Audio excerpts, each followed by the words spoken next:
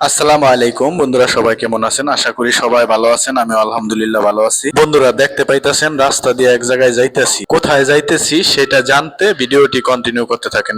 বন্ধুরা আমার সাথে আছে আমার চাচা, মোল্লা রোকন চাচা। সেটা অবশ্যই আপনারা দেখতে পাচ্ছেন। দেখেন তার হাঁটার অঙ্গভঙ্গিটা একটু, এদিক তাকায় ওদিক তাকায়, আর ঝোলে কেমনে হাঁটতেছে আর ঝুলতেছে। আমি তাকে ফাইজলামির ছলে একটু বলছিলাম একটু স্টাইলিং করে হাঁটেন তো দেখি, তাই সে ওই হাঁটাটা দিয়ে আমাকে দেখাইছে, আর সেটাই আপনারা দেখতে পাচ্ছেন, আপনারা উপভোগ করলেন। রাস্তার পাশে দেখেন কত সুন্দর ফুল ধরছে, আমার কাছে খুবই ভালো লাগছে। বন্ধুরা, আপনার কাছে কেমন লাগে দেখেন। আর একটা বিষয় আমার মনে পড়ে গেল, যদি বাংলাদেশে হইতো মনে হয় না গাছের ডালপালা কিছু থাকতো, সবকিছুই ভাঙ্গা চিরা হয়তো কে কে লইয়া যাইতো। আমি বলতাছি না সবাই এরকমটা করে, কিন্তু দেশে এখনো অনেক অসচেতন নাগরিক আছে যারা রাস্তাঘাটে ফুল কিংবা বিভিন্ন জিনিস দেখলে মানে ক্ষতিগ্রস্ত করে। বন্ধুরা, আপনারা হয়তো অনেকে ভাবতে পারেন আমরা কেন হাঁটতেছি, এখানে তো গাড়ি আছে, অনেক গাড়ি বুকিং করে উইবার বা ইন্ডিয়ার অ্যাপের মাধ্যমে অথবা গ্রাফের মাধ্যমে যাওয়া যায়। হ্যাঁ, সেটা করতে পারি, কিন্তু খুব কাছে হওয়ায় সেজন্য হাইটেই যেতেছি, একদম কাছে। আর হ্যাঁ, কাছে কোথায় যাচ্ছি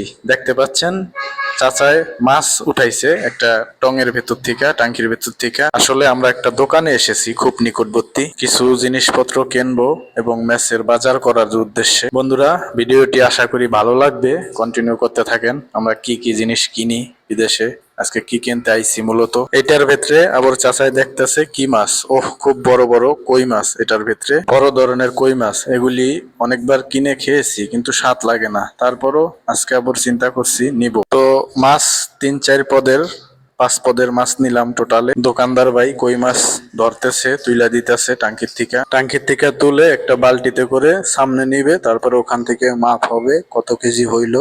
4টা কই মাসে 1.5 কেজির উপরে হয়ে গেছে গা। বন্ধুরা, এলায় বোঝেন কথা নি সাইজ। আরো নিলাম জাটকা মাছ 2 কেজি, এবং সাথে মুরগি দেখলাম, এখানে পোল্ট্রি মুরগি ফার্মিং মুরগি যেটা বলি সেটা আছে, প্লাস দেশি মুরগিও আছে। দুইটাই দেখলাম, তারপরে পোল্ট্রিও নিলাম, আবারও দেশি মুরগিও নিলাম। গরুর মাংস তাজাটা পাইনি, এই জন্য গরুর মাংসটা কিনিনি। তাজা গরুর মাংস রবিবার আসবে, এই জন্য রবিবার আবার যাব। তারপরে শাকসবজি কিনতে হবে, আলু, পেঁয়াজ, টমেটো, কুমড়া, ডাঁটা শাক, লাল শাক, অনেক প্রকারের শাক আছে।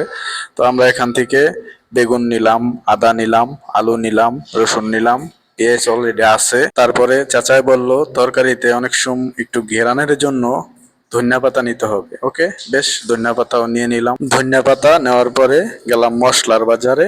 এখান থেকে বিভিন্ন ধরনের মশলা আছে, আপনার গরুর মাংস কিভাবে রান্না করবে, যে রান্নার যে মশলা ওইটা, তারপরে রোস্ট করার মশলা, তা নেওয়ার পরে এখন চাচায় আর আমি খাইলাম। খাওয়া দাওয়া শেষ, আবার চলে আসার পালা। চাচা, আপনার একটা আমি কথা জিগাই। আর পাশাপাশি দর্শক বন্ধুরা যারা আছেন তারাও দেখেন, এই যে একটা গাড়ি, দাঁড়ান 1 মিনিট আমি দেখ। যেই গাড়িটা দেখতে পাইতেছেন এখানে আপনারা স্ক্রিনে, এই গাড়িটা আমার মনে হয় অনেক দিন যাবত এখানে পড়ে আছে। দেখেন চাকার দিক যদি লক্ষ্য করেন আপনারা, চাকার দিকে একদমই হাওয়া নাই, আর রং চং একেবারে উঠে গেছে গা। গাড়িটা পুরনো, খুব পুরনো আর কি। তো এই গাড়িটা আমার দেখানোর মূল উদ্দেশ্য, চাচার আমি বললাম যে এটা যদি আমাদের বাংলাদেশে এরকম রাস্তায় পড়ে থাকতো, এই গাড়ি কি এরকম থাকতো বছর হানি, এরকম রাস্তার সামনে কেউ কি কোনো সমস্যা করতো না? তো চাচাই বললো যে তুই কি কস, এটা চাক্কা মাক্কা কি কিছু থাকতো নি, চাক্কা মাক্কা খুললা কবে লইয়া যেত গা। তো বিষয়টা আসলে আমি নিজে একটু ভাবলাম যে এটাই বাংলাদেশে থাকতো না, অনেকে লইয়া যেত। দেখেন গাড়ির ভিতরে ভিতরে দেখেন পুরনো অনেক কিছু আছে, পুতুল জাতীয়, তারপরে অনেক কিছু মানে বইরা থুয়ে দিছে হালাই সালাইয়া। কার গাড়ি কে জানে, কোনো খোঁজ খবর নাই, না আছে নাম্বার প্লেট, এভাবে পইরা আছে, কেউ ধরে না, কেউ এটা নেওয়ারও চিন্তা ভাবনা নাই। ঠিক আছে, আর দেশের ভিতরে থাকলে হয়তো কি হইতো, থাকতো না এইভাবে। আর আমাদের দেশে এই ধরনের জিনিসগুলি যে যে না বাবদ চেঞ্জ হইব, দেশ উন্নত হইব না, হওয়াটা মুশকিল।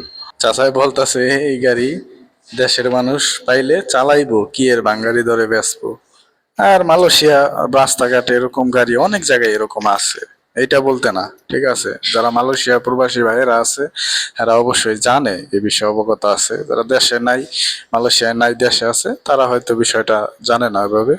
তাদের উদ্দেশ্যে ভিডিওটি দিলাম। তো যাই হোক, সবশেষ বন্ধুরা যারা আছেন আমার অডিয়েন্স, আমার ভিডিওটা যারা দেখলেন, এতক্ষণ যাবত। ধন্যবাদ আপনাকে। আর আমাকে সাপোর্ট করেন, পাশে থাকেন। ইনশাআল্লাহ অনেক দূরে গিয়ে যাব আপনাদের নিয়ে। ধন্যবাদ সবাইকে।